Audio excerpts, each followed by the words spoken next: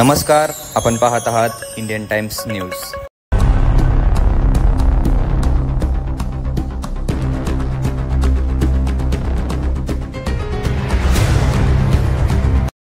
नमस्कार, मी अनिल आबाजी पाटील, राहणार शिरापूर, तालुका मोहोळ, जिल्हा सोलापूर। रात्री 12च्या सुमाराला आमचा चंद्रकांत नेटके दारं धरायला गेला असताना त्यांच्या 2 गायी रात्री अज्ञात चोरट्यांनी चोरून नेलेल्या आहेत। तरी आम्ही आज रितसर पोलीस स्टेशनला FR दाखल केलेली आहे, परंतु शेतकऱ्याच्या गायी 1,10,000ची एक गाय आणि दुसरी गाय 1,20,000ची एक गाय, 2,30,000चं आज माझ्या शेतकऱ्याचं नुकसान झालेलं आहे।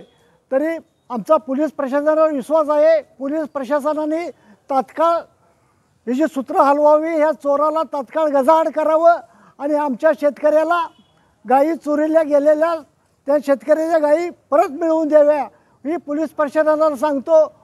मोहोळ तालुक्यात आत्तापर्यंत मोटार चोरी आणि गायी चोरी ह्या महिन्यात कमीत कमी 15 ते 20 घटना झालेल्या आहेत।